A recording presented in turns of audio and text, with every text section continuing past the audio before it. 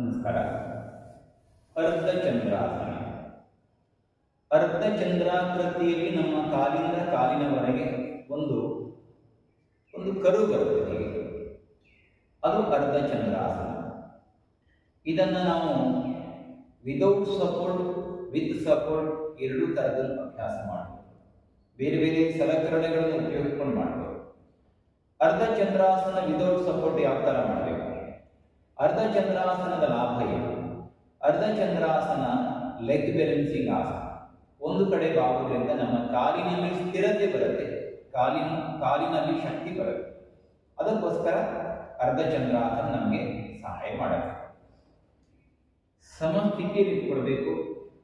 ಕೈ ನೀರ ಉಸಿರು ತಗೊಳ್ತಾ ಜಂಪ್. ಬಲವಾದ ತಿಳಿಸ್ಕೋಬೇಕು. ಎಡಗೈ ಸೊಂಟದ ಮೇಲೆ, ಬಲಗೈ ಹಾಗೆ ಇರಬೇಕು. ಕಾಲಿಗಾನ ಬೆಂಡ್ ಮಾಡಬೇಕು. ಸ್ವಲ್ಪ ಹತ್ತಿರ ತಗೋಬೇಕು. ಬಲಗೈಯನ್ನ ಕಕ್ಷೆ ಇಟ್ಕೊಂಡು ನಿಧಾನ ಮೇಲೆ ಹಾಗೇನ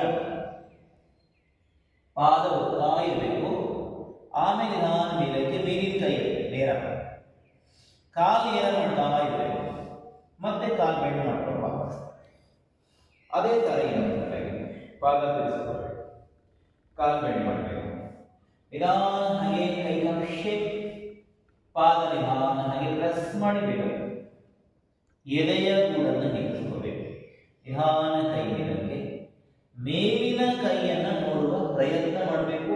ಪ್ರೆಸ್ ಮಾಡ್ತಾ ಇರಬೇಕು. ನೇರ ಮತ್ತೆ ಹಾಗೆ ವಾಪಸ್ ಬರಬೇಕು. ಕೈ ನೇರ ಮಾಡಬೇಕು. ಜಂಪ್ ಮಾಡಬೇಕು.